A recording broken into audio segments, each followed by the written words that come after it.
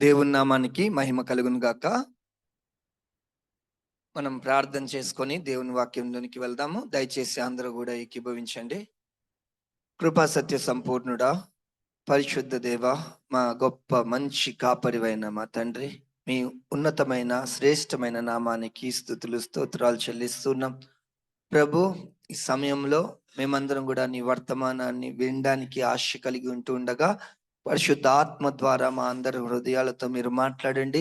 దయచేసి నాయనా మా యొక్క ఆధ్యాత్మికత జీవితము మీకు మరింత చేరువైనట్లుగా నాయనా, మిమ్మల్ని మేము మరింత దగ్గరగా రుచి చూసినట్లుగా నైనా మా జీవితాల్ని మీరు ఆశీర్వదించండి. మీ వాక్యాన్ని విని గైకొనే కృప దయచేయండి. గ్రహించు శక్తి నాయనా, వినగల మనస్సును మాకు అనుగ్రహించి మీ యొక్క నామ మహిమార్థమే మమ్మల్ని నడిపించమని మా ప్రభు రక్షకుడగు యేసుక్రీస్తు నామంలో ప్రార్థించడి వేడుకుంటున్నాం పరమ తండ్రి, ఆమెన్.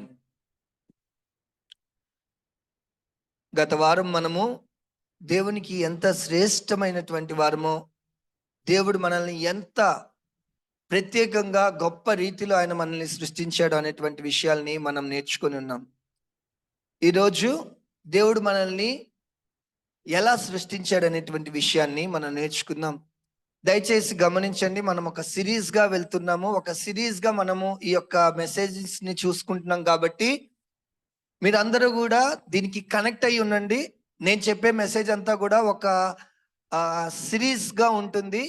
దేవుడు మనల్ని చాలా ప్రత్యేకంగా ఎందుకు చేసుకున్నాడు, మనము ఎలాగున్నాము, దేని కొరకు మనం చేయబడ్డాము, కానీ మన స్థితి ఏంటి అని అన్ని సిరీస్గా మనం చూసుకుంటాం. కాబట్టి దయచేసి అందరూ కూడా దీనికి మీరు కనెక్టివిటీతో ఉండండి అని మిమ్మల్ని అందరినీ మనవి చేస్తున్నా. మనము దేవునికి ఎంత శ్రేష్టమైన వారమో, మనల్ని నిర్మించిన విధము గత వారం కొన్ని విషయాలను చూసి తెలుసుకున్నాము. మన పట్ల ఆయనకి ప్రత్యేకమైన ప్రణాళికలు ఉంది అని రుజువుకు ఆయన మనల్ని ఏ రకంగా సృష్టించాడు అనే విషయాన్ని చూడడం బట్టి చాలా స్పష్టంగా తేటతెల్లం అవుతూ ఉంటుంది. సృష్టినంతటినీ కూడా ఆయన ఇంపర్సనల్గా చేసినట్లుగా, అంటే కేవలం ఒక మాట ద్వారా కలుగును గాక అంటే సృష్టిలో కలిగినటువంటి అంతా కూడా ఒక ఎత్తు అయితే, మనిషిని సృష్టించేటప్పుడు మాత్రము ఆయన కేవలం నరులు కలుగును గాక అని చెప్పకుండా ఒక ప్రత్యేకమైన శ్రద్ధని చూపించినట్లుగా మనం చూస్తాము. ఆయన చాలా మనిషిని చేసేటప్పుడు ఆయన ప్రత్యేకమైన ప్రణాళికలు కలిగి ఉన్నట్లుగా మనకి అది చాలా స్పష్టంగా అర్థమవుతా ఉంటుంది. మనం చూస్తే ఆది కాండము 1:26లో దేవుడు అప్పటిదాకా చేసిన సృష్టి అంతటినీ ఒక పక్కన ఉంచినట్లయితే, ఆఖరిగా నరుణ్ణి చేద్దాం అనుకున్నప్పుడు తనలో తాను చాలా స్పష్టంగా అక్కడ మాట్లాడుతున్నట్లుగా మనం చూస్తాము. అనుకుంటున్నాడు ఏమని, ఇప్పటిదాకా అన్ని నేను చాలా ఇంపర్సనల్గా చేశాను, మాట ద్వారా కలగజేసినటువంటి సమస్తం అంతా కూడా ఒక పక్కన ఉన్నట్లయితే, ఇప్పుడు నా పోలిక చొప్పున నా స్వరూపంలో ఒకరిని చెయ్యాలి అని అక్కడ మనం చాలా స్పష్టంగా దేవుడు తనలో తాను అనుకుంటున్నట్లుగా మనం చూస్తాం. దేవుడు మన స్వరూపమందు మన పోలిక చొప్పున నరులను చేయుదము చాలా డిస్కస్ చేస్తున్నాడు అక్కడ. సృష్టి అంతటికీ కూడా ఏమి ఆయన ఇలాంటి డిస్కషన్ మనం చూడం. కానీ మనిషిని చేసేటప్పుడు మాత్రం దేవుడు మన స్వరూపమందు మన పోలిక చొప్పున నరులను చేద్దాము, వారు సముద్రపు చేపలను, ఆకాశ పక్షులను, పశువులను, సమస్త భూమిని, భూమి మీద పాకు ప్రతి జంతువును ఏల్దురు అనేటువంటి మాటని ఆయన అక్కడ పలుకుతున్నట్లుగా మనం చూస్తున్నాం చాలా స్పష్టంగా. అంటే మనిషిని చేసే టైంకి, ఒక మనిషిని చెయ్యాలి అన్నప్పుడు దేవుడు చాలా ప్రత్యేకంగా ఒక ప్రణాళిక వేసుకున్నట్లుగా మనకు అక్కడ అర్థమవుతా ఉంది. అక్కడ ఆయన త్రిత్వములో ఉన్నటువంటి దేవుడు అక్కడ మాట్లాడుకుంటున్నట్లుగా మనం చూస్తాం. మన పోలికలో నరుల్ని మనం చేద్దాం, మన స్వరూపంలో నరుల్ని మనం చేద్దాము అని చాలా ప్రణాళికబద్ధంగా ఆయన అక్కడ మాట్లాడుతున్నట్లుగా మనం చూస్తాం. అయితే ఇక్కడ చాలా మందికి వచ్చేటువంటి సందేహాలు లేదా ప్రశ్నలు ఏమిటి అంటే, దేవుడు ఆ మాట చెప్పిన తర్వాత 27వ వచనంలో, దేవుడు తన స్వరూపమందు నరుని సృజించెను, దేవుని స్వరూపమందు వాణ్ణి సృజించెను, స్త్రీనిగాను పురుషునిగాను వారిని సృజించెను అనేటువంటి మాట 27వ వచనంలో చూస్తాం. ఇక్కడ చాలా మందికి వచ్చేటువంటి ప్రశ్న, సందేహాలు ఏమిటి అంటే, దేవుళ్ళలో కూడా స్త్రీతత్వం ఏమైనా ఉందేమో, దేవుడు స్త్రీగా పురుషుడుగా మనుషుల్ని చేశాడంటే దేవుళ్ళో దేవత అనే వాళ్ళు కూడా ఉన్నారేమో అన్నటువంటి అపోహ వచ్చేటువంటి అవకాశాలు చాలా చాలా ఎక్కువగా ఉన్నాయి. ఎందుకంటే మనకి బయట ఇతర విశ్వాసాల్లో మనం చాలా మందిని చూస్తా ఉన్నాము. కాబట్టి దేవునిలో స్త్రీలింగం ఏమైనా ఉందేమో అన్నట్లుగా సందేహం కలిగే ప్రశ్నలు మనకి ఇక్కడ తలెత్తుతూ ఉంటాయి. అయితే దేవుని పోలికలో సృజించడం అనేటువంటి విషయమై తప్పుడు ఉద్దేశాలు, అభిప్రాయాలు ఏవైతే ఉన్నాయో వాటిని మొదటిగా మీ మధ్యన పెట్టి, ఆ తర్వాత ఆయన పోలికలో చేయబడ్డం అంటే ఏమిటో తర్వాత మీతో పంచుకుంటా. దేవునికి మనలాగే శరీరం ఉంది అని అనుకునేటువంటి బయట విశ్వాసులుగా కనబడేటువంటి ఒక గుంపు మార్మోన్స్ అంటారు. వాళ్ళు చెప్పేది ఏంటంటే, దేవునికి శరీరం ఉంది. మనకి ఎలాగైతే దేవుడు దేహాన్ని, స్త్రీ పురుషులుగా దేహాన్ని ఇచ్చాడో, ఏదైతే దేహం ఉందో ఆ దేహము దేవుడు కూడా ఉన్నది అని వాళ్ళు నమ్ముతారు. మార్మోన్లు దేవుని గురించి ఈ రకంగా అనుకుంటారు. ఆయన ఎల్లప్పుడూ విశ్వానికి సర్వోన్నతుడు కాడు. సర్వ సృష్టికి ఆయన సార్వభౌమాధికారిగా వారు నమ్మరు. వారు నమ్మే విశ్వాసం ఏంటి అంటే, ఆయనకు కూడా ఒక శరీరం ఉంది. ఆ శరీరములో ఆయన క్రమక్రమేణా ఆయన దాన్ని ఒక ఆ కార్యసిద్ధి ద్వారా శరీరానికి ఒక దైవత్వం వచ్చేటువంటి లక్షణాల్లో అభివృద్ధి చెంది చెంది చెంది ఆయన దేవుడు అయ్యాడు అనేటువంటి దాన్ని వాళ్ళు నమ్ముతారు. మార్మోన్ల యొక్క నమ్మకం అది. కానీ నీతివంతమైన జీవనం మరియు నిరంతర కృషి ద్వారా ఆ దైవిక స్థితిని పొందాడు అని వాళ్ళు నమ్ముతారు. ఈ మార్మోన్ దానికి మూలకారకుడైనటువంటి జోసెఫ్ స్మిత్ అనేటువంటి ఒక ఆయన తను వేరే పుస్తకం ఒకటి రాశాడు. అందులో 345వ దాంట్లో వచనం ఈ మాట చెప్తుంది. అంటే దేవుడికి కూడా ఒక శరీరం ఉంది, ఆయన సర్వ శక్తిమంతుడు కాదు, కానీ ఈరోజు ఆయన సర్వశక్తిమంతుడుగా ఉంటున్నాడు. ఎందుకు అంటే కాలక్రమేణా క్రమంగా ఆయన నీతివంతమైన జీవనాన్ని కొనసాగిస్తూ ఆయన దేవుడు అయ్యాడు అని వారు నమ్ముతారు. సో ఆయన దేవుడైనట్లుగా ఆయన మనకు కూడా ఒక శరీరాన్ని ఇచ్చాడు. కాబట్టి ఈ శరీరం కూడా క్రమంగా మనము ఎలాగైతే ఆయన జీవించాడో అలా జీవిస్తే మనం కూడా ఒక రోజు దేవుళ్ళుగా మారతాం అనేది వాళ్ళ యొక్క నమ్మకం. తండ్రి అయిన దేవునికి మానవుని వలె స్పష్టమైన మాంసం మరియు ఎముకల శరీరం ఉందని వారు నమ్ముతారు. ఆదాము వాస్తవానికి దేవుడు మరియు యేసుక్రీస్తు యొక్క తండ్రి అని కూడా వాళ్ళు నమ్మేవాళ్ళు. ఆదాము ఎవరంటే యేసుక్రీస్తుకి ఆయన తండ్రి అని నమ్మేవాళ్ళు.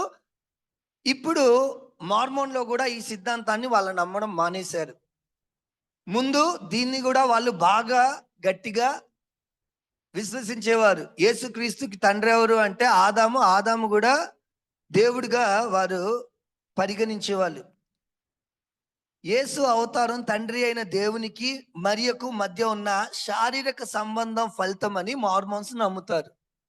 మరియకు అలాగే దేవుడికి స్త్రీ పురుషుల కలయికలో ఎలాగైతే ఇప్పుడు పిల్లలు పుడుతున్నారో అలాంటి కలయిక వల్ల యేసు ప్రభులు వారు పుట్టారని వాళ్ళు నమ్ముతారు. సో ఇది ఒక తప్పుడు అపోహ, తప్పుడు సిద్ధాంతాన్ని. దేవుడికి కూడా శరీరం ఉందనేటువంటి విషయాన్ని లేఖనాలు చాలా స్పష్టంగా ఖండించి కొట్టివేస్తా ఉంది. కాబట్టి ఇదొక తప్పుడు బోధ ఉందని గ్రహించాలి. ఆ తర్వాత దేవునిలో కూడా స్త్రీలింగం ఉందని తల్లి సంఘస్థులు నమ్ముతారు. తల్లి సంఘం అని ఇప్పుడు 1960 సంవత్సరాల్లో ఆహ్ను శాంగ్ హాంగ్ అనేటువంటి చైనీస్ వ్యక్తి స్థాపించాడు. తల్లి సంఘం అనేది అంటే పరిశుద్ధ ఆత్మ దేవుని యొక్క స్థానాన్ని ఈ యొక్క వ్యక్తి తీసుకున్నాడు. ఇతను ఏమంటాడంటే, వీళ్ళు world mission society church of God అనేటువంటి సంస్థ వాళ్ళు, చర్చ్ ఆఫ్ గాడ్ అని సంస్థ, వీళ్ళు వరల్డ్ మిషన్ సొసైటీ వాళ్ళు తండ్రి అయిన దేవుణ్ణి, తల్లి అయిన దేవుణ్ణి విశ్వసిస్తుంది. అంటే తండ్రి ఎలాగైతే దేవుడుగా తండ్రి అయిన దేవుడు ఉన్నాడో, తల్లైన దేవుడు కూడా ఉన్నారు అన్నట్టుగా వీళ్ళ యొక్క విశ్వాసం. ఆ యొక్క ఆన్ సాంగ్ హ్యాంగ్ అనే యొక్క ఆధ్యాత్మిక భార్య జాంగిల్ జాను అనే ఆమె ఈ యొక్క వ్యక్తి ఎవరైతే ఉన్నారో, శాంగ్ హాంగ్ అనేటువంటి వ్యక్తి యొక్క భార్య జాంగిల్ అనే ఆమె పరలోకపు తల్లిగా పూజింపబడతా ఉంటుంది. పరలోకపు తల్లి. వీళ్ళు చాలా సంఘాన్ని చాలా ప్రభావితం చేస్తున్నారు తప్పుడు బోధలో. అంటే ఇప్పుడు కరెక్ట్ అయిన సంఘం మనమే. పరలోకంలో తల్లి సంఘం ఉంది, పరలోకంలో స్త్రీలింగకు సంబంధించినటువంటి దైవారాధనలు ఉన్నాయని చెప్పి వీళ్ళు చాలా విచ్చలవిడిగా ప్రచారం చేస్తూ ఉన్నారు. తల్లైన దేవత అంట మన విశ్వాసానికి మూలం మరియు మనకు మార్గనిర్దేశం చేసే వ్యక్తి అంట. అంటే ఇప్పుడు పరిశుద్ధ ఆత్మ కాలంలో మనం ఉంటున్నాం కాబట్టి పరిశుద్ధ ఆత్మ తల్లిగా వాళ్ళు పరిగణిస్తారు. అది ఎవరో కాదు, మరెవరో కాదు, అది శాంగ్ హాంగ్ అనేటువంటి వ్యక్తియే పరిశుద్ధ ఆత్మ తల్లి స్థానంలో. ఆ పరిశుద్ధ ఆత్మ అంటే స్త్రీలింగానికి గుర్తుగా వాళ్ళు పరిగణిస్తూ అనేకుల్ని, ఇప్పుడు ఈ పరిశుద్ధ ఆత్మ కాలంలో ఉన్నాం కాబట్టి సత్యంలోనికి నడిపించేది ఈ తల్లే అని చెప్తారు వాళ్ళు, తల్లి సంఘస్థులు.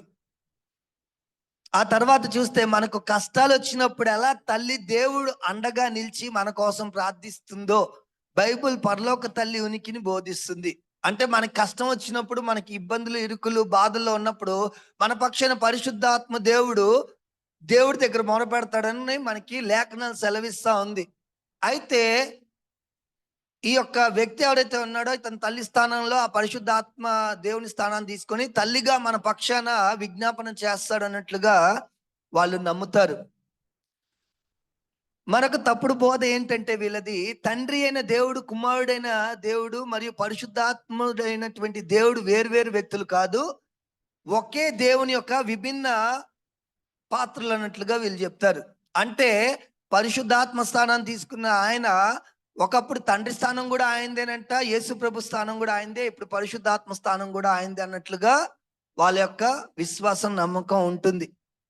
కానీ మనకి చాలా స్పష్టంగా బైబిల్ చెప్పేది ఏంటంటే, మనకి దేవుడు ఒక్కడే, కానీ త్రిత్వంలో మనం వారిని చూస్తాము. వాటిని ఎక్స్పీరియన్స్ మనం ఎలా చేస్తాం అంటే, తండ్రి అయిన దేవుణ్ణి మనం చూస్తున్నాము, కుమారుడైనటువంటి దేవుణ్ణి, అలా పరిశుద్ధాత్మ దేవుణ్ణి, ముగ్గురు వేరు వేరు అంశాలుగా మనం ఒకే దేవుడిని చూస్తూ ఉన్నాము.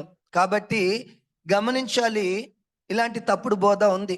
అలాగే ఇక్కడ మన పోలికలో మనం చేద్దామా అన్నప్పుడు మనము అని మాట్లాడుతున్నాడంటే చాలా మంది అంటారు దేవుడితో పాటు అక్కడ దేవదూతలు కూడా ఉన్నారు, మనమందరం కూడా దేవదూతల పోలికలో చేయబడ్డామేమో అని చాలా మంది అనుకుంటూ ఉంటారు. కానీ ఎక్కడా కూడా బైబిల్ గ్రంథంలో దేవదూతలు మనుషుల పోలికలో ఉన్నట్లుగా ఎక్కడా కూడా బైబిల్ మనకి నేర్పించట్లా. అంత మాత్రమే కాదు, వాళ్ళు ఉండడానికి దేవుని యొక్క సన్నిధిలో దేవదూతలుగా వాళ్ళు ఉంటున్నారే కానీ వాళ్ళకంటే ఎక్కువగా దేవుడు ఆధిక్యత మనుషులకే ఇచ్చారు. ఎందుకంటే సువార్త ప్రకటించడానికి అర్హత కేవలం మనుషులకే ఇచ్చాడు, దేవదూతలకి దేవుడు ఇవ్వలా. అలాగే మనుషుల కోసమే యేసుక్రీస్తు ప్రభుల వారు శిలువ మీద చనిపోయాడు, కానీ దేవదూతల కోసం చనిపోలా.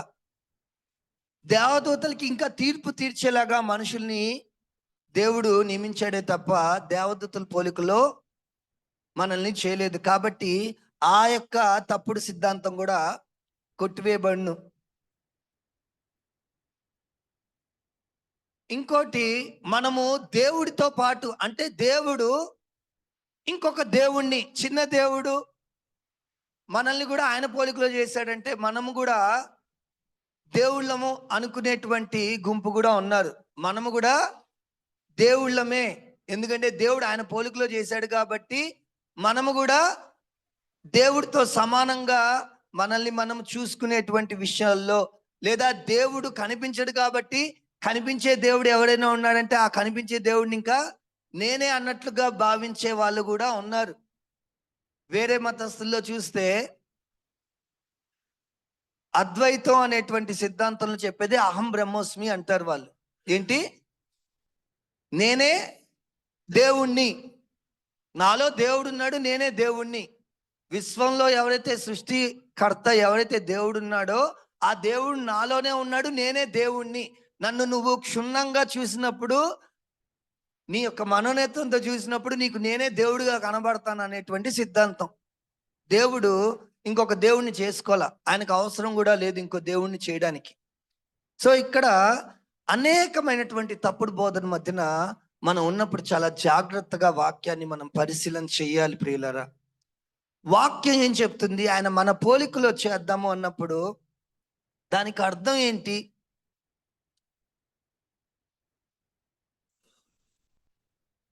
దాని యొక్క ఉద్దేశం ఏంటో మనం చూద్దాం.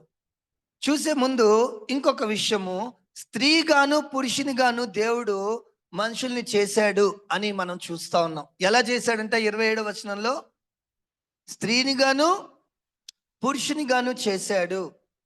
సో దేవుడు స్త్రీని పురుషుని ఆయన పోలికలో మనుషులుగా, నరుల్ని స్త్రీనిగాను పురుషునిగానే చేశాడు, కానీ రంగుల్ని బట్టి విభజించలేదండి దేవుడు. గమనించాలి, దేవుని యొక్క దృష్టిలో స్త్రీ పురుషులు సమముగా ఆయన పోలికలో చేయబడ్డారనే విషయాన్ని మనం ఇక్కడ గమనించాలి. మీరు దేవునిలో సమానంగా సృష్టించబడ్డారు. స్త్రీ మరియు పురుషుడు ఒకే రీతిగా ఆయన పోలికలో సృష్టించబడ్డారు.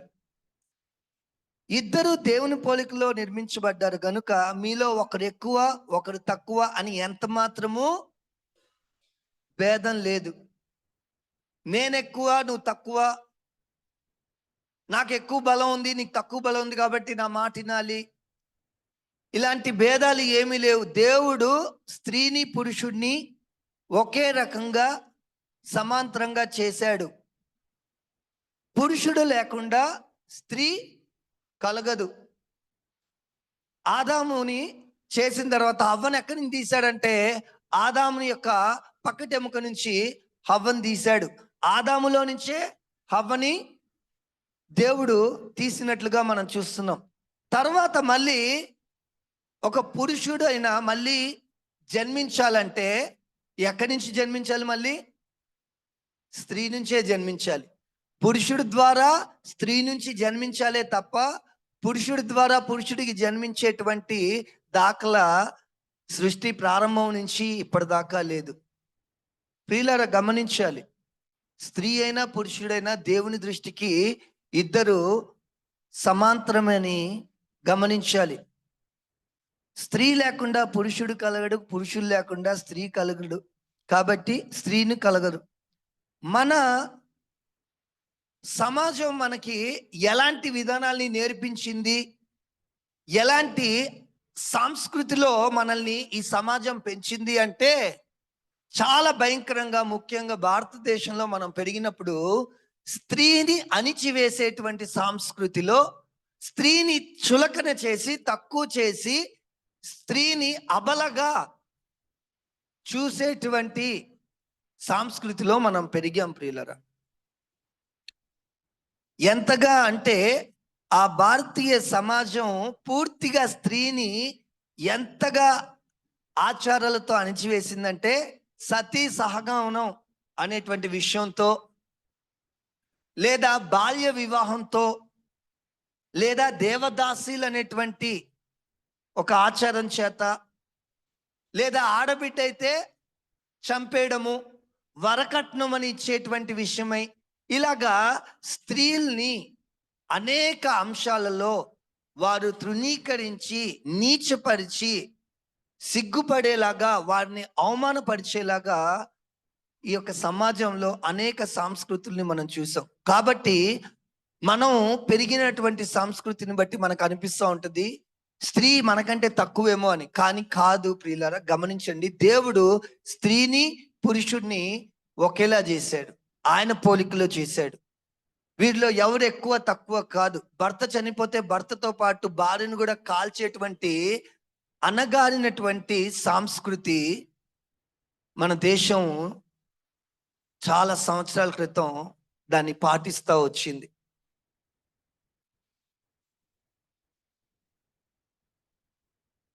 చిన్నప్పుడే బాల్య వివాహం చేసేసేవాళ్ళు.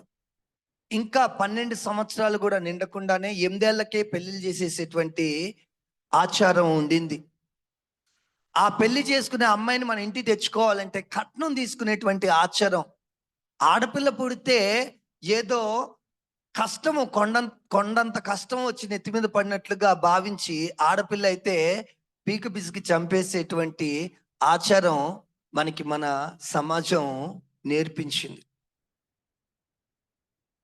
కానీ దేవుడి దృష్టిలో స్త్రీలు పురుషులు ఎక్కువ తక్కువ కాదండి. వాళ్ళు ఎలాగున్నారంట?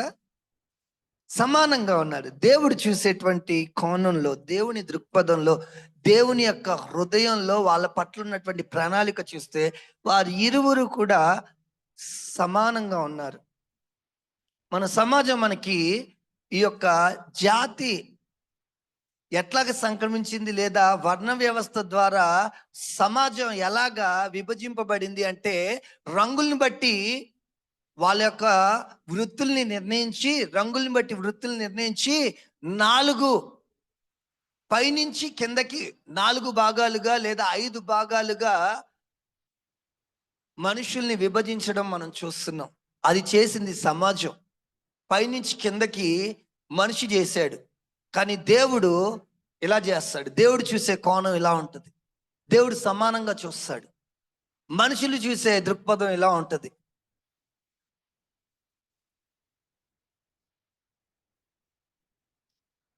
దేవుని యొక్క దృష్టిలో స్త్రీలైనా పురుషులైనా సమానంగా ఉన్నారని మనం గమనించాలి. గల్తీలు రాసిన పత్రిక 3:28లో, ఇందులో యూదుడని గ్రీసు దేశస్థుడని లేడు, దాసుడని స్వతంత్రుడని లేదు, పురుషుడని స్త్రీ అని లేదు, యేసుక్రీస్తునందు మీరందరూ ఏకముగా ఉన్నారు. యేసుక్రీస్తులో మీరందరూ ఏకముగా ఉన్నారు. మనుస్మృతి ప్రకారంగా ఒకవేళ మనుస్మృతి ఇక్కడికి వచ్చాడు అనుకోండి, ఆయన ఏం చేయాలంటే తెల్లగా ఉన్న వాళ్ళందరినీ కూడా ఒక సపరేట్ చేసి వాళ్ళకొక పని, ఎరుపు రంగులో ఉన్న వాళ్ళందరికీ ఒక పని, నల్లగా ఉన్న వాళ్ళందరికీ ఒక పని, ఆ తర్వాత ఇంకా నల్లగా ఉన్న వాళ్ళని ఇంకొక పనిలో. ఇప్పుడు ఇక్కడ చర్చిలోకి వచ్చి ఒకవేళ మనుస్మృతి వచ్చాడంటే ఇక్కడ 4 వర్గాల వాళ్ళని పెడతాడు. ఎవరు? మనుస్మృతి అయితే. కానీ యేసు ప్రభు ఏం చేశాడు తెలుసా? యేసు ప్రభు చేసింది ఏంటంటే, దాసుడని లేదు, యజమానుడని లేదు. పని చేసేవాడైనా, పని కల్పించిన వాడైనా సరే, బోధించేవాడైనా సరే, బోధన పొందిన వాడైనా సరే, ఖైదీ అయినా సరే, బయట రాజైనా సరే, స్త్రీ అయినా సరే, పురుషుడైనా సరే, అందరూ కూడా ప్రభు సమక్షంలో ఎవరిని బట్టి ఒకటిగా ఉన్నారు అంటే, యేసుక్రీస్తునందు మీరందరూ ఏకముగా ఉన్నారు అంటున్నాడు. రాజని భేదం లేదు, బానిస అనే భేదం లేదు. బానిసని కూడా సహోదరులుగా చేసేసేటువంటి దేవుడు మన ప్రభు. హల్లెలూయా. దేవుడు మనిషిని చేసినప్పుడు విభజనతో వాళ్ళని చూడలేదు. దేవుడు మనిషిని చేస్తున్నప్పుడు సంకల్పంతోనే మనిషిని చూశాడు, కానీ విభజించి వీళ్ళని వేరు వీళ్ళకి పెట్టి వీళ్ళని చేద్దాము అని ఆయన ప్రణాళిక లేదు. ఆదాం తంటాడు. మనం చూస్తే ఆదాముని గురించి రెండో అధ్యాయంలో మనం చూస్తే అప్పుడు ఆదాము 20 వచనంలో అప్పుడు ఆదాము సమస్త పశువులకును ఆకాశ పక్షులకును సమస్త భూజంతువులకును పేర్లు పెట్టెను. అయినను ఆదామునకు సాటి అయిన ఎలాంటిదంట? ఆదాముకు సాటి అయిన సహాయము అతనికి లేకపోయెను. సాటి అయిన అంటే తనతో సమానంగా ఉండేటువంటి ఒక హెల్ప్ అతనికి లేకుండా పోయింది. సాటి అయిన సహాయం లేదు. ఈక్వల్ ఆదాముతో ఈక్వల్ గా ఎవరైనా ఉన్నారా అని చూస్తే సృష్టిలో ఇంక ఏది కనబడలా. సమానంగా ఆ సహాయాన్ని ఆదాముకి సాటిగా, ఆదాముకు సాటిగా, ఆదాము యొక్క జ్ఞానానికి సాటిగా, ఆదాము యొక్క ఉద్దేశాలకి ఆలోచనకి సాటిగా, ఆదాము యొక్క మనస్తత్వానికి సాటిగా ఎవరైనా ఉన్నారంటే ఎవరు కూడా కనబడలా. దేవుడు స్త్రీని చేశాడు. ఎలా చేశాడంటే ఆయన పోలికలో చేశాడు.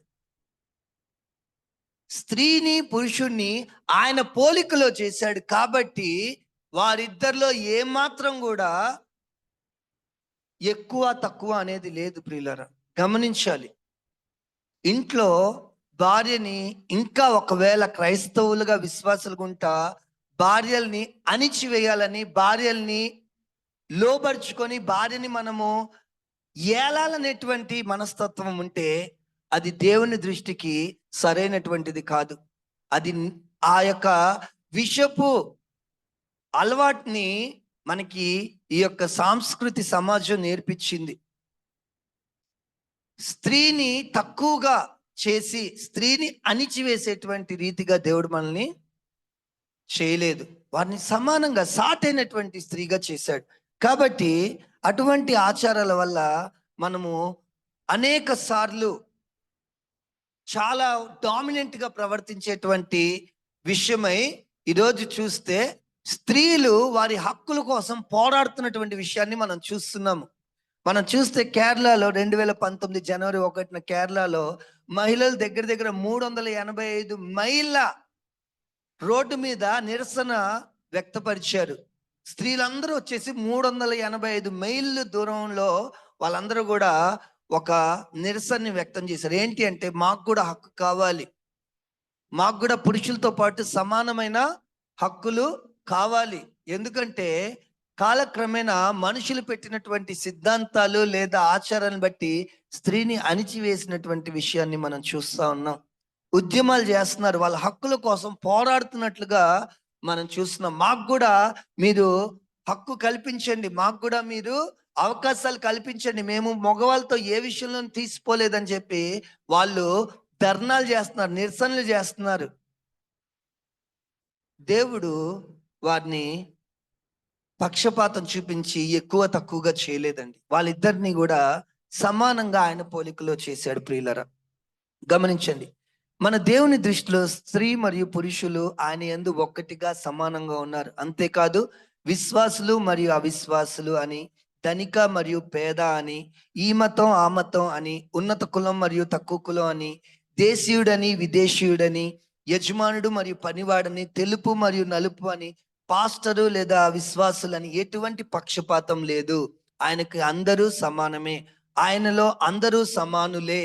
ఇప్పుడు వారు పురుషులతో సమాన హక్కుల కోసం అన్ని రంగాల్లో పోటీ పడుతూ పురుషులతో వారు ఏమాత్రం కూడా తక్కువ కాదని నిరూపించుకుంటున్నారు. ఎందుకంటే వాళ్ళు సమానంగా చేయబడ్డారు. ఇంటలెక్చువల్లో వాళ్ళు సమానంగా ఉన్నారు, ఎడ్యుకేషన్లో వాళ్ళు ఓవర్కమ్ చేస్తున్నారు, పురుషుల కంటే కూడా మంచి స్కోర్ వాళ్ళు తెచ్చుకుంటున్నారు. ఇంకొక విషయంలో చెప్పాలంటే పురుషులు అనేక విషయాల్లో డైవర్ట్ అయిపోతున్నారు, వాళ్ళు చాలా ఫోకస్డ్గా ఉంటున్నారు స్త్రీలైతే. కాబట్టి ఎందుకని వాళ్ళు అలాగా ఉండగలుగుతున్నారు అంటే వాళ్ళు కూడా దేవుని పోలికలో చేయబడ్డారని మనం ఇక్కడ గుర్తించాలి, గమనించాలి.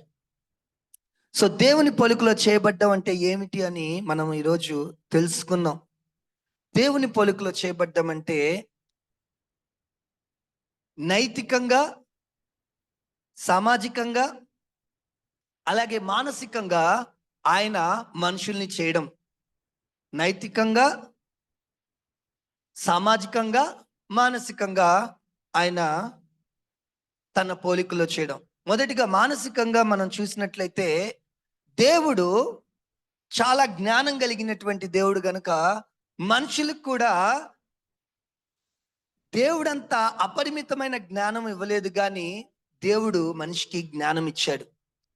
ఆ జ్ఞానం ద్వారానే మనిషి తాను సృష్టి అని గుర్తించగలడు.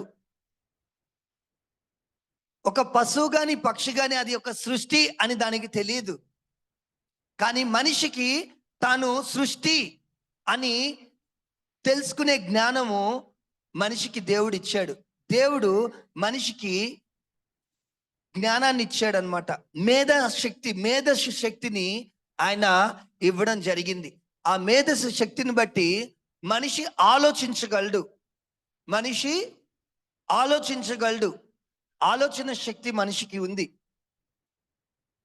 మనం వెళ్తున్నాము, మనకి ఎదురుకుండా ఒకవేళ శత్రువు మనల్ని చూశాడు అనుకోండి, మనం వెళ్తున్నప్పుడు మనల్ని శత్రువు ఎవరైనా చూశారు అనుకోండి, ఆ శత్రువు మనల్ని చూశాడని మనం కూడా అతన్ని చూసాం, గమనించాం. వెంటనే ఏం చేస్తాము? నెక్స్ట్ ఇంకో ఆలోచన వస్తుంది. ఆ శత్రువు నన్ను ఏమైనా చెయ్యొచ్చేమో, ఆ శత్రువు నా మీద అటాక్ చేయొచ్చేమో అని వెంటనే ఏం చేస్తాం? మనం దానికి తగినట్లుగా చర్యలు తీసుకొని తప్పించుకునే ప్రయత్నమో లేదా దాన్ని దాటి వెళ్ళే ప్రయత్నాలు చేస్తూ ఉంటాం.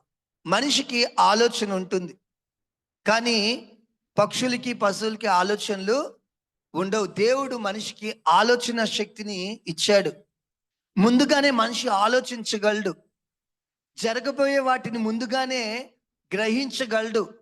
ఇలా జరగచ్చేమో అనే ఆలోచన శక్తి దేవుని ద్వారానే అనుగ్రహింపబడింది.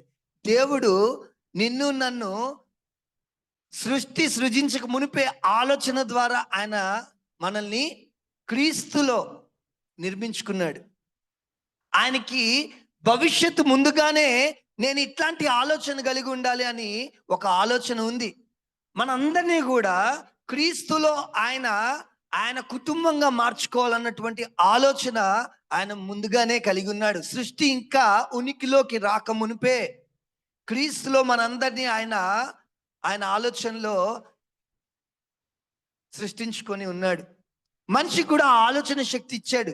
భవిష్యత్తులో నేను ఇట్లా ఉండాలి, ఇలా చేసుకోవాలి, అలా చేసుకోవాలని మనిషికి ఆలోచన శక్తి దేవుని ద్వారానే అనుగ్రహింపబడింది.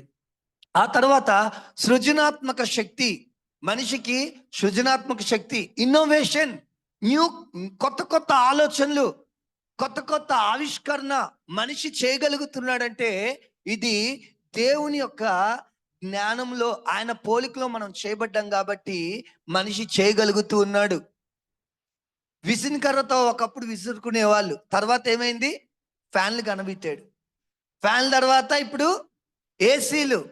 ఏ కాలానికి ఆ కాలానికి తగ్గట్లుగా చల్లగా ఉన్నప్పుడు వేడి గాలిని ఇచ్చేలాగా, వేడిగా ఉన్నప్పుడు చల్లగాలి ఇచ్చేలాగా ఇన్నోవేషన్, ఈ సృజనాత్మకత ఎట్లా జరుగుతుంది, ఎలా మనిషి కనిపెట్టగలుగుతున్నాడు, కొత్త ఆవిష్కరణ ఎలా చేయగలుగుతున్నాడంటే మన దేవుని సృష్టిని చూస్తే ఆయన సృజనాత్మకని మనకు కూడా అనుగ్రహించాడు. పూర్తిగా కాదు,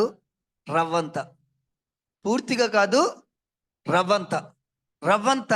సృజనాత్మక దేవుడు మనకు కూడా. అందుకే కొంతమంది మంచిగా డ్రాయింగ్ వేయగలరు, కొంతమంది మంచిగా మ్యూజిక్ ప్లే చేయగలరు, కొంతమంది మంచిగా పాటలు పాడగలరు. ఎలాగొచ్చింది వాళ్ళకి తలాంతులని? ఎలాగొచ్చింది అంటే దేవుని యొక్క పోలికలో మనం చేయబడ్డాం గనుక.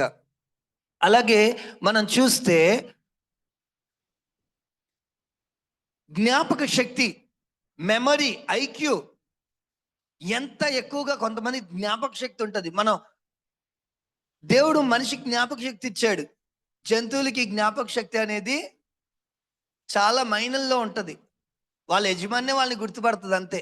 ఒక 4 రోజులు 5 రోజులు ఆ వ్యక్తితో ఉంటేనే అది గుర్తుపడుతుంది, లేదు అంటే గుర్తుపట్టదు. సో వాటికి మినిమల్ ఉంటుంది అనమాట. ఒకరిని గుర్తుంచుకుంటే ఇంకా అతను కాకుండా వేరే వాళ్ళైతే అది గుర్తుంచుకోదు, వాళ్ళకి సంబంధించిన వాళ్ళైనా సరే గుర్తుంచుకోదు. సో జ్ఞాపక శక్తి, దేవుని యొక్క స్వరూపం చేయబడ్డాం కాబట్టి మనకి జ్ఞాపక శక్తి, ఊహించేటువంటి ఆలోచనలు మనం ఊహించుకుంటా ఉంటాం కదా. దేవుడికి కూడా ఆ శక్తి ఉంది. ఊహించుకునేటువంటి శక్తి మనకి దేవుని యొక్క పోలికలో మనకు అనుగ్రహింపబడింది. అంతేకాదు భావోద్వేగాలు, మనలో ఉన్నటువంటి భావోద్వేగాలు, ఎమోషన్స్ ఏవైతే ఉన్నాయో, ప్రేమ, మంచితనము, శాంతి, సమాధానము, దుఃఖము, సహనము, ఇలాగా 27 రకాల భావోద్వేగాలు ఉన్నాయి. 27 రకాల భావోద్వేగాలు మనిషికి ఉన్నాయి, కానీ దేవునికి కూడా భావోద్వేగాలు ఉన్నాయి. ఆయన యొక్క ఎమోషన్స్ ఉంది కాబట్టి మనకు కూడా దేవుడు ఆయన పోలికలో అంటే ఆయనలాగా మనకి జ్ఞానంనిచ్చాడు, ఆయన యొక్క భావోద్వేగాలు మనకి ఇచ్చాడు. ఎవరైనా చనిపోతే మనం బాధపడతాం, ఓదారుస్తాం. జంతువులు కూడా మనం చూస్తాం కదా, బాధపడతా ఉంటాయి కదా, కానీ వాటికి ఓదార్పు అనేది ఉంటుందా? అవి ఒకదాన్ని ఒకటి ఓదార్చుకోవడానికి అవుతుందా? సమాధాన పరుచుకోవడానికి అవుతాయా అవి? మనలో దేవుడు ఆ లక్షణాలని పెట్టాడనమాట. కాబట్టి మానసికంగా మనం సృష్టించబడ్డాము అంటే దేవుని యొక్క మేధస్సు శక్తి, అలాగే భావోద్వేగాలతో మనం చేశాడు. అలాగే నైతిక సామర్థ్యం గలవారిగా మనల్ని దేవుడు చేశాడు. అంటే మంచి చెడు, పాప పుణ్యాల్ని విచక్షణ చేసేటువంటి జ్ఞానం దేవుడు మనకి ఇచ్చాడు. ఏది మంచి, ఏది చెడు, ఏది చెయ్యాలి, ఏది చేయకూడదు, ఏది చేస్తే దేవునికి కోపం తెప్పిస్తే, ఏది చేస్తే దేవుడికి కోపం, మంచిగా దేవుడి ఆశీర్వాదం వస్తుందని మనం నైతికంగా మంచి చెడుల్ని మనం స్పష్టంగా చూసేటువంటి పోలికలో చేయబడ్డాం. మనం బైబిల్ చదవకపోయినా ఒక మనిషి అన్యాయంగా కొడుతూ ఉంటే ఖచ్చితంగా చెప్పగలం ఇది అన్యాయం అని. అది ఎలా తెలిసింది అంటే మనం నైతిక విలువలతో దేవుని పోలికలో చేయబడ్డాం కాబట్టి అది మనకి తెలుసు. ఒక మనిషి దొంగతనం చేసి మోసం చేశాడు అంటే అది మోసం, అది ఖచ్చితంగా తప్పు అని ఎలా చెప్పగలము అంటే మనం నైతికంగా చేయబడ్డాం కాబట్టి. దేవుడు ఆదాంని పెట్టినప్పుడు ఈ పండు తినకూడదు అని చెప్పినప్పుడు అది తినకూడదు, దేవుడు చెప్పాడు అనే విషయం చాలా స్పష్టంగా తెలుసు. ఏది తినాలి, ఏది తినకూడదు అని స్పష్టంగా తెలుసు. ఆ తర్వాత మనము సోషల్ అంటే సామాజికంగా మనం చేయబడ్డాము అంటే సంబంధ బాంధవ్యాలతో మనము చేయబడ్డాము. దేవుడు కూడా సృష్టిని నిర్మించక ముందే మనం చూస్తే కాలానికి ఆవలే ఆయన ఉనికిలో ఆయన ఉంటున్నప్పుడు ఆయన సంబంధ బాంధవ్యాలు కలిగినటువంటి దేవుడిగా మనం చూస్తున్నాం. కుమారుడితో తండ్రి, పరిశుద్ధాత్మ దేవునితో ముగ్గురికి ఒక సంబంధం ఉంది. ఆ సంబంధంతోనే మనిషిని కూడా బాంధవ్యాలు కలిగినటువంటి వ్యక్తిగా, సమాజంలో సహవాసం కలిగేటువంటి వ్యక్తిగా, అందరితోనూ సంబంధం కలిగినటువంటి వ్యక్తిగా చేయాలని దేవుడు మనిషిని తన పోలికలో చేశాడు. మానసికంగా, నైతికంగా, సామాజికంగా మనిషిని దేవుడు చేశాడంటే మనకి రిలేషన్ మనం చూసుకుంటా ఉంటాం. మనకు పిల్లలు పుట్టారు, మనతో అయిపోయిందా అని పిల్లల్ని మనం వదిలేస్తామా? వాళ్ళు మనకు పుట్టలేదు కదా, వదలం. వాళ్ళని కూడా మనం చూస్తాం. వాళ్ళ పిల్లలు పుట్టినా వాళ్ళ పిల్లల్ని కూడా మనం.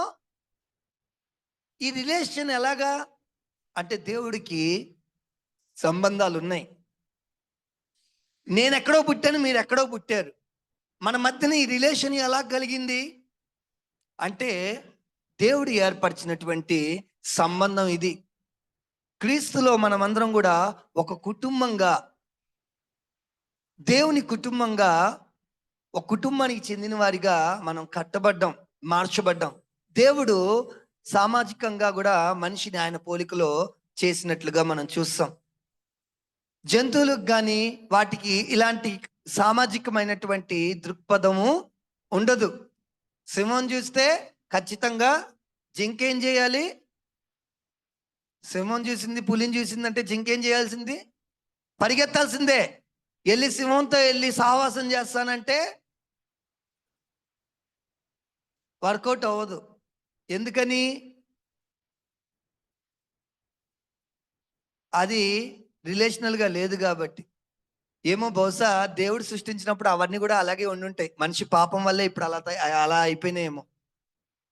మేబీ మళ్ళీ పరలోకంలో అలాంటి విధానమే ఉంటుందని నేను అనుకుంటా ఉంటా.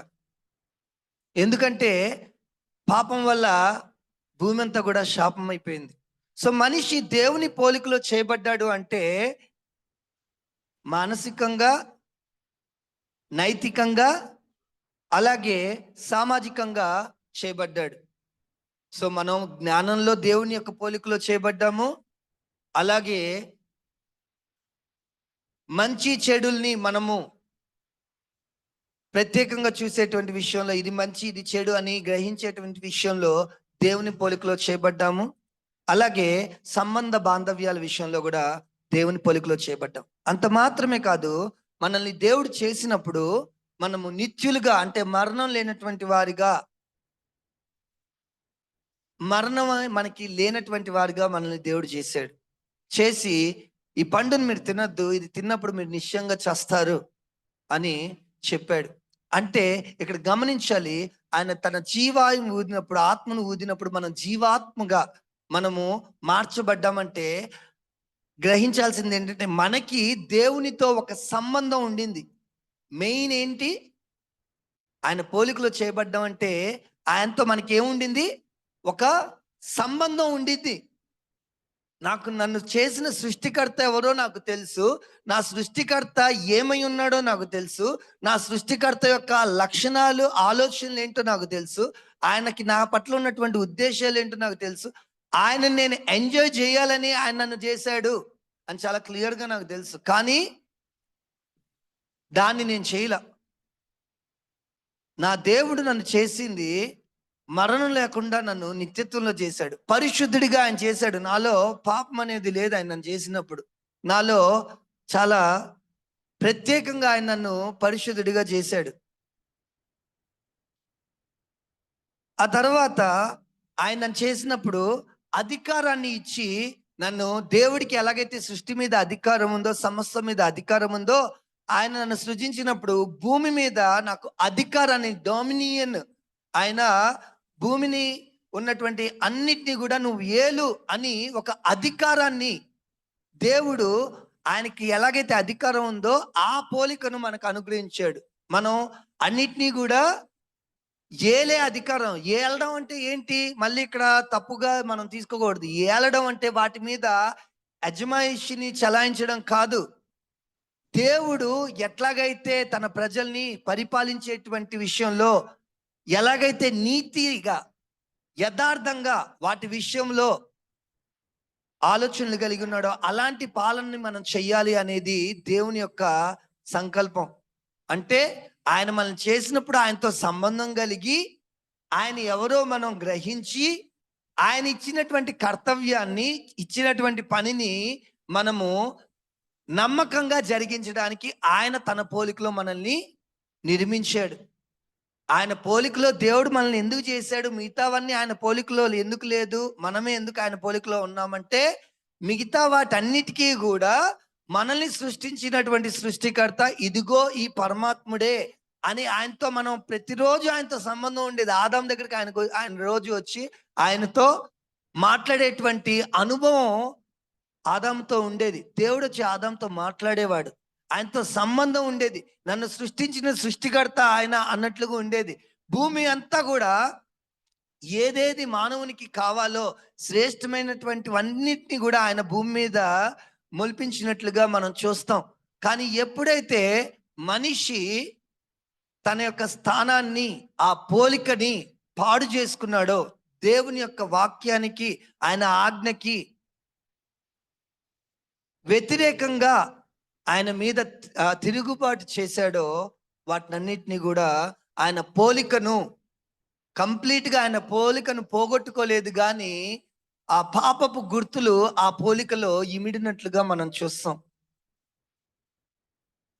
దేవుడు మనిషిని ఆయన పోలికలో చేసినప్పుడు చాలా సంతోషపడ్డాడు. అన్ని చేసినప్పుడు అన్ని బాగున్నాయి బాగున్నాయి బాగున్నాయి అంటూ మనిషిని చాలా స్పష్టంగా, చాలా ప్రత్యేకంగా ఆయన పోలికలో చేసి, ఆయన పోలికలో చేసినందుకు అయ్యో నేను మనిషిని ఎందుకు నా పోలికలో చేశాను అని బాధపడ్డాడంట 6వ అధ్యాయంలో. ఆయన మనసులో చాలా ఆయన నలిగిపోయాడు. ఈ మనుషులు ఇంత ఘోరమైన పాపంలో ఉన్నారని ఆయన చూస్తే సంతాపడినట్లుగా, నరుల చెడుతనము భూమి మీద గొప్పదనియు, వారి హృదయం యొక్క తలంపుల్లోని ఊహ అంతయు ఎల్లప్పుడూ కేవలము చెడ్డదనియు యెహోవా చూచి, తాను భూమి మీద నరులను చేసినందుకు యెహోవా సంతాపము నొంది తన హృదయంలో నొచ్చుకొనెను అని చూస్తాం ప్రియులారా. ఎంతో ఇష్టంగా, ఎంతో అపురూపంగా ఆయన పోలికలో చేసిన మనిషిని దేవుడు ఎందుకు చేశానని తన హృదయంలో నొచ్చుకునే స్థితిలో మనిషి దిగజారిపోయినట్లుగా మనం చూస్తాం. ఆయన ఎందుకు ఆయన పోలికలో చేశాడు అంటే, ఆయన రాజ్యాన్ని లేదా ఆయన కుటుంబాన్ని కట్టడానికి. చూడండి, ఒక ఇంటికి కొత్తగా పెళ్ళైనటువంటి ఒక దంపతులు వచ్చారనుకోండి, ఇంటికి కావాల్సిన సామాన్లన్నీ ఒక్కొక్కటిగా తెచ్చుకుంటారు. ఆ తర్వాత వాళ్ళకి పిల్లలు పుట్టారనుకో, పిల్లలకు కూడా కావాల్సినవన్నిటినీ కూడా ఒక్కొక్కటే సమకూరుస్తున్నట్లుగా, ఒక ఇంటిని కట్టుకుంటున్నట్లుగా, ఒక కుటుంబాన్ని కట్టుకుంటున్నట్లుగా, దేవుడు కూడా తన కుటుంబాన్ని కట్టాలి అని ఉద్దేశించి నరుల్ని చేసినట్లుగా మనం చూస్తాం. అది ఆయన పోలికలో ఆయన చేసినట్లుగా చూస్తాం. ఎందుకు చేశాడు అంటే, సృష్టి విస్తరించి భూమి మీద వారు ఫలించి వ్యాపించినప్పుడు దేవుని రాజ్యం అంటే ఇలా ఉంటుంది అని ఆయన నామానికి మహిమ కలుగునట్లుగా వారిని ఆయన పోలికలో చేశాడు. ఎందుకంటే అప్పటికి దేవదూతలు ఆయనతో తిరుగుబాటు చేసి పడిపోయిన స్థితిని మనం చూస్తాం. అపవాది అయినటువంటి సాతాను లూసిఫర్గా దేవదూతగా ఉన్నప్పుడు దేవుడితో తర్కించి, దేవుడి కంటే తన్ను తాను హెచ్చించుకొని, దేవుడి కంటే అధికమైనటువంటి స్థానాన్ని పొందాలి అని గర్వించినప్పుడు అతను పడవేయబడతాడు. సో నా రాజ్యం ఎలాగుండాలి, నా కుటుంబం అంటే ఎలాగుండాలి, నా యొక్క రాజ్యంలో ఉన్నటువంటి ఆ యొక్క పాలన ఎలాగుండాలి అనే ఉద్దేశంతో దేవుడు ఆయన రాజ్యాన్ని, ఆయన సమాజాన్ని కట్టాలని ఆయన పోలికలో మనుషుల్ని చేశాడు. కానీ మనిషి కూడా అపవాది చేత మోసపుచ్చబడి, మోసానికి లోబడి, దేవుణ్ణి ప్రేమించకుండా, దేవుడే చాలినటువంటి దేవుడుగా ఆయన్ని భావించకుండా, ఆయన్ని ప్రేమించకుండా, ప్రేమ లేనివాడే ఆజ్ఞాతిక్రమ చేస్తాడని మొదటి యోహాను పత్రికలో చూసినట్లుగా, మనకి దేవుడి మీద ప్రేమ లేకుండా ఆదాము అవ్వలు దేవుణ్ణి ప్రేమించకుండా, ఆయనలోనే పరిపూర్ణమైన సంతోషం ఉందని గ్రహించకుండా, ఆయన ద్వారానే మనము నిత్యము సమాధానంతో సంతోషంగా ఉండగలము, ఆయన నీతిగల రాజ్యాన్ని, యథార్థమైన రాజ్యాన్ని కట్టే దేవుడు అని ఆయన్ని చూడకుండా, మీరు కూడా దేవుళ్ళుగా అయిపోతారు, దేవతల్లాగా మీ యొక్క మంచి చెడుల్ని విచక్షించేటువంటి జ్ఞానం మీరు పొందుతారు అని అపవాది చెప్పినప్పుడు, ఆ ఫలము హవ్వ తిని, హవ్వతో పాటు ఆదాము కూడా ఇచ్చి తినిపించినప్పుడు వారి మనోనేత్రాలు తెరవబడి, వారి యొక్క నేత్రాలు తెరవబడి, వాళ్ళు దేవుని దృష్టికి దూరమైనట్లుగా మనం చూస్తాం ప్రియులారా. అంటే దేవుడే చాలినటువంటి దేవుడిగా వారు భావించల. ఆ పండు తిని వాళ్ళే సొంతంగా దేవుళ్ళు అయిపోవాలని భావించారు. దేవుళ్ళలోనే సమస్తం ఉందన్నటువంటి స్థితిలో వారు లేకుండా పతనం అయిపోయి దిగిజారిపోయారు. చాలా బాధాకరమైనటువంటి అంశము, చాలా దుఃఖం కలిగించేటువంటి అంశము. దేవుడు నరుల ఆయుష్ను కూడా తగ్గించేశాడు.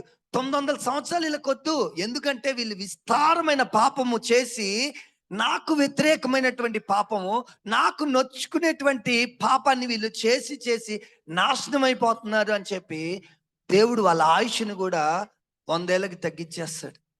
ఎంత ఘోరమైనటువంటి పరిస్థితి చూడండి. రెబెలియస్ గా దేవునికి వ్యతిరేకంగా ఆయన పోలికలో ఎంతో అపురూపంగా, ఎంతో చక్కగా చేసిన మనిషి ఆయన మీద దృష్టి నిలపకుండా, ఆయన్ని ప్రేమించకుండా పాపం చేసి ఆ పోలికను పాడు చేసుకున్నాము. మన ఇంట్లో నిజంగా మన పిల్లలకి మన పోలిక వస్తే ఎవరైనా చెబుతున్నప్పుడు ఎంత హ్యాపీగా ఉంటది కదా.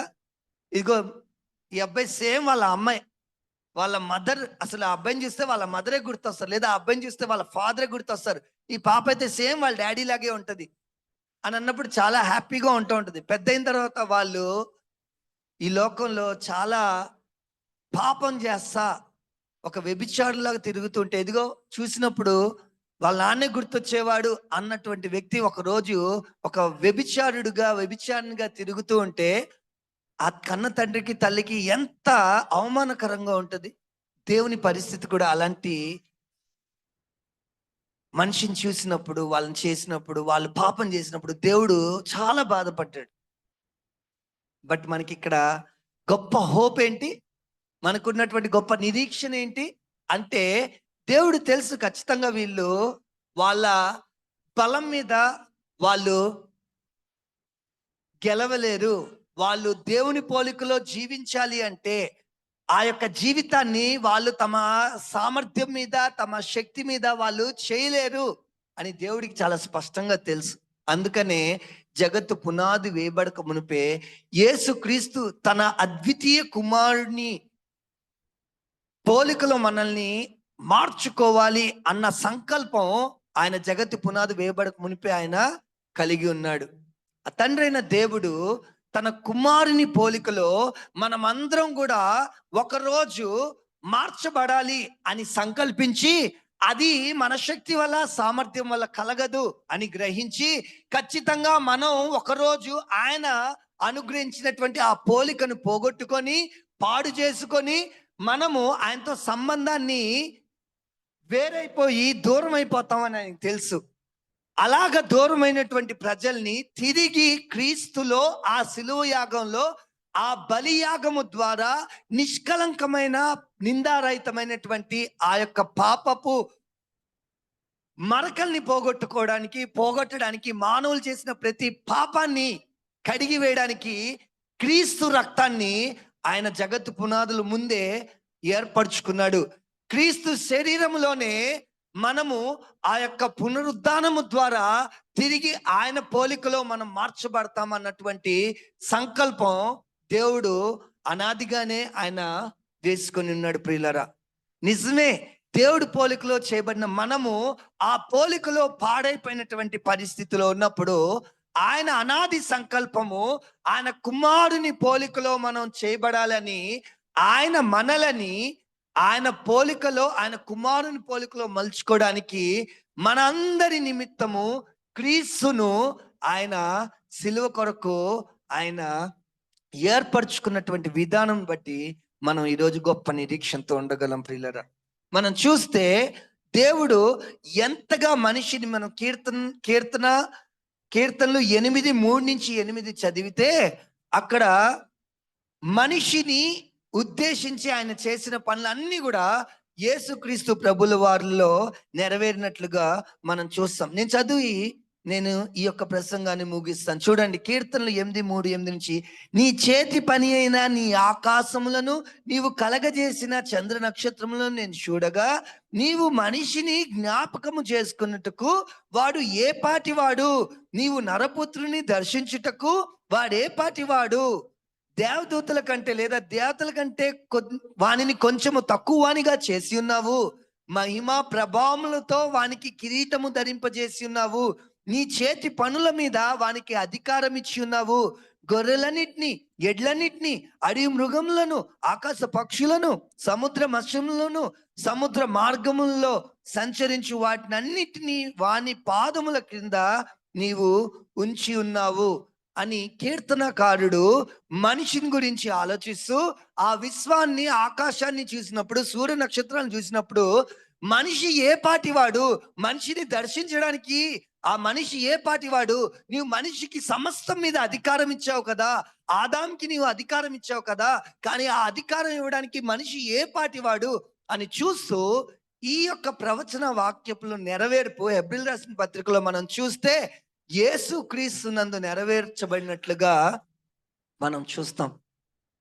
ఆఖరి ఆదాముగా ఆయన ఆదాము పోగొట్టుకున్నటువంటి దేవుని పోలికను మరలా ఆ ఆఖరి ఆదాముగా ఆయన పుట్టి దాన్ని జరిగించి ఆ పోలికను మనకి స్పష్టంగా కనపరిచి దేవుని పోలిక అంటే ఏంటి అని స్పష్టంగా మనకు కనపరిచి, దేవుని కుమారులుగా మార్చబడ్డం అంటే ఎలాగా అని ఆయన మనకి భూమి మీద జీవించి నేర్పించి సమస్తము మీద అధికారం ఆయన తీసుకున్నట్లుగా మనం చూస్తున్నాం. ఆయన పాదముల కింద తండ్రి అన్నిటినీ పెట్టినట్లుగా మన హెబ్రీయులకు రాసిన పత్రిక మొదటి అధ్యాయంలో ఈ విషయాల్ని చూస్తాం ప్రియులారా. ఎంత గొప్ప నిరీక్షణ!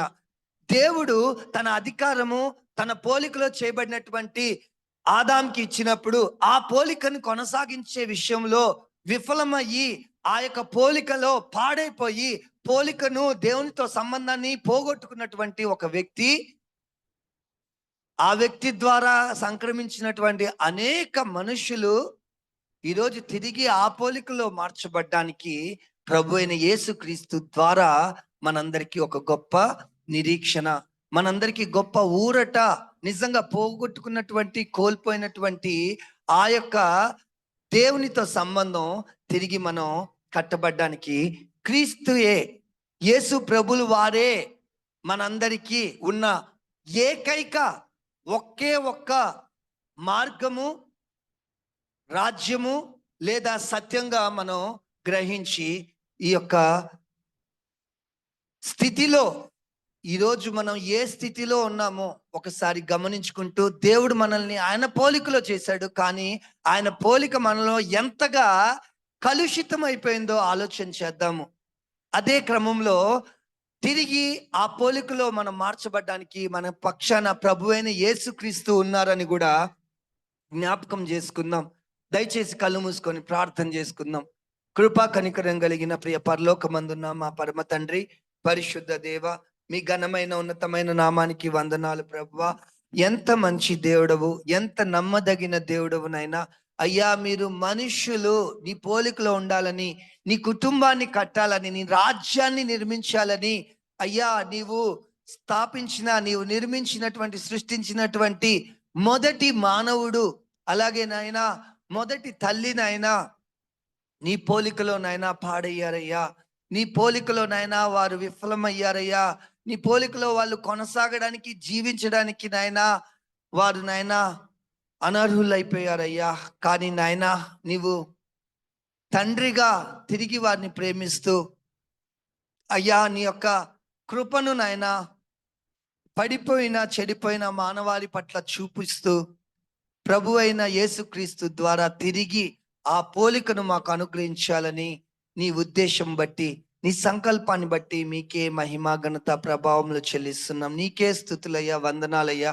అయ్యా ఈరోజు కూడా నైనా నిన్ను గ్రహించిన తర్వాత, నీవు మమ్మల్ని నీ పోలికలో చేసావని తెలిసిన తర్వాత కూడా నైనా కొన్ని లోటుపాట్లు మా జీవితాల్లో, మా యొక్క వ్యక్తిగత నడవడికలో నైనా నీకు వ్యతిరేకమైనటువంటి స్వభావం మాలో, నీకు నాయనా నచ్చినటువంటి స్వభావం మాలో ఉన్నట్లుగా మేము చూస్తున్నప్పుడు నాయనా వాటిని కొనసాగించకుండా వాటిని మానివేయడానికి సహాయం దయచేయండి. నిన్ను నిర్లక్ష్యం చేసే వైఖరి మాలో వద్దు ప్రభువా. నిన్ను నాయనా విడిచిపెట్టే స్వభావం మాకొద్దు నాయనా. నీతో ఒక ప్రత్యేకమైన సంబంధం కలిగి ఉండాలని మీరు మీ పోలికలో మమ్మల్ని చేసి ఉన్నారు. అట్టి ప్రత్యేకమైన సంబంధం ఈరోజు క్రీస్తు ద్వారా మాకు అనుగ్రహింపబడింది కనుక ప్రభువా, మీతో ఆ ప్రత్యేకమైన సంబంధాన్ని కొనసాగించడానికి, అట్టి సంబంధాన్ని కొనసాగించడానికి కావాల్సినటువంటి లక్షణాలు నాయనా, ఆ గుణ లక్షణాలని మాకును అనుగ్రహించి తద్వారా మీరే మహిమ ఘనత ప్రభావములు పొందుకోమని మా ప్రభు రక్షకుడుగా యేసుక్రీస్తు నామంలో ప్రార్థించి అడిగి వేడుకుంటున్నాం పరమ తండ్రి, ఆమెన్. కృప దయచేయండి ప్రభువా. ఈరోజు విన్న మాటలను బట్టి మమ్మల్ని మీరు దర్శించండి నాయనా. నీకు మహిమార్థకంగా మా జీవితాల్ని మార్చండి. నీకు ఇష్టమైనటువంటి పాత్రలుగా మమ్మల్ని చేసుకోండి ప్రభువా. ఈరోజు ఆహారం సిద్ధపరిచిన వారిని దీవించి ఆశీర్వదించండి. మాకు చక్కటి సహవాసం దయచేయండి ప్రభువా. మా యొక్క భోజన కాలంలోనైనా మీరు మా మధ్యన ఉండి అయ్యా మీకు మహిమకరమైనటువంటి మాటల్లో మీరు ఉండమని వేడుకుంటున్నాం నాయనా.